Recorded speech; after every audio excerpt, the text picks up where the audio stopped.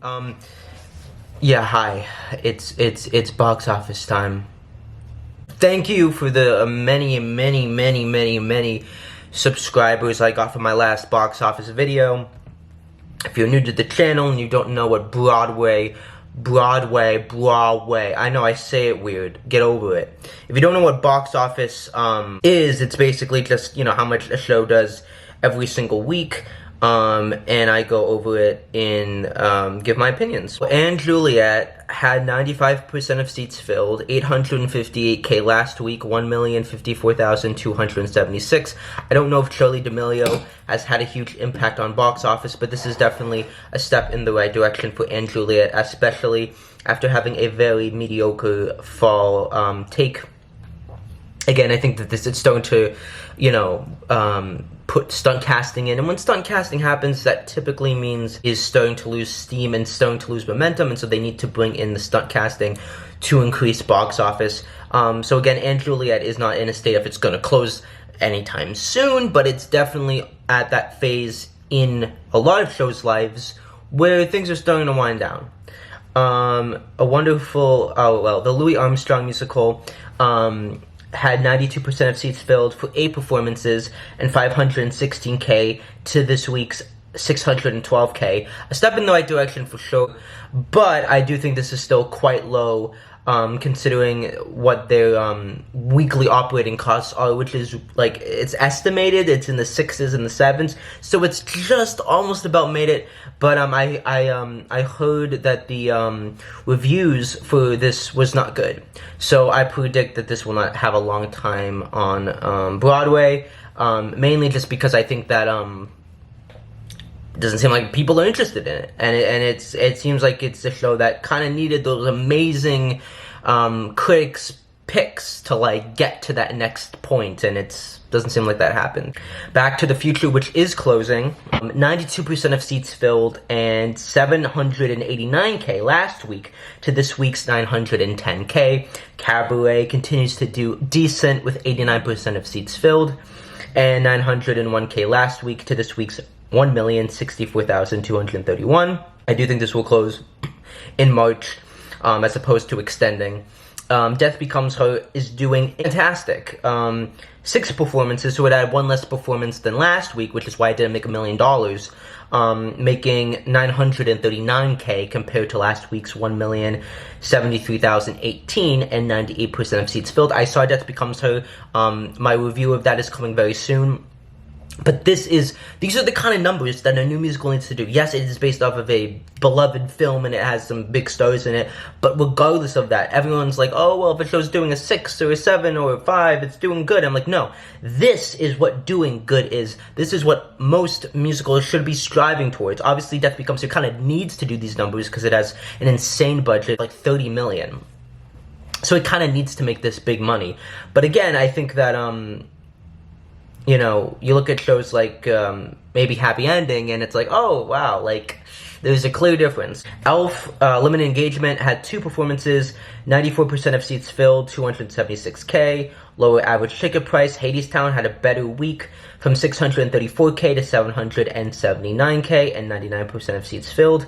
Hamilton had 93% of seats filled, and 1,717,782 to 1,772,598. Hell's Kitchen had a very solid week of 99% of seats filled, and 1,275,137 to 1,436,360.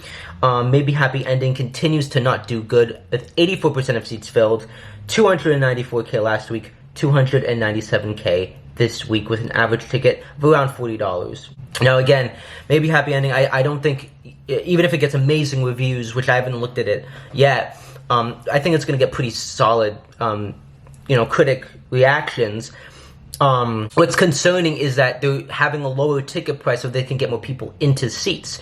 That worked for Kimbo and Shucked in that they got great capacity, but their grosses never went up, and when their ticket prices went up, the audience didn't follow. So the strategy is flawed on its own.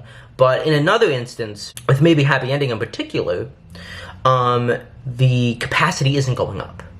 You still have 80-something% of seats filled. That's not good.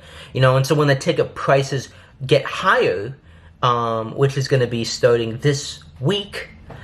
I think the capacity is going to go down, and I think the gross might go up to like 4s or 5s, but maybe Happy Ending is not a Kimberly Akimbo sized production. You would think it is, very deceptively, but when you see the tech elements of it, it's a very tech heavy show, and I honestly say, at minimum, this show needs to be making 600K. Good numbers are 7s and 8s, and this is not getting anywhere near 7s or 8. Sorry, but maybe Happy Ending ain't gonna have a happy ending. It's facts. I love the show, I don't want it to fail, but it's true. 653K to 815K, a huge increase, 89% capacity. Stereophonic, 712K to 807K, 97% of seats filled. Subs having a post-closing boost, 98% of seats filled, and 959K compared to last week's 773K, so a huge increase. Sunset Boulevard, 97% of seats filled, 1,723,064 last week, and 1,857,562 this week. I know there was that whole Nicole drama, but I'll be honest with you, even if she didn't apologize, this would not affect the box office at all, and clearly half of the country voted for you-know-who, so it didn't really matter.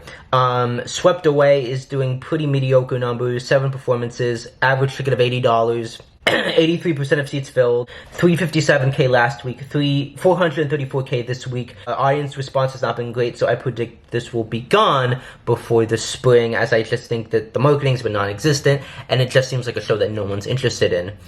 Tammy Faye seems to be the big flop of the season, 58% of seats filled, 319K last week, 384K this week.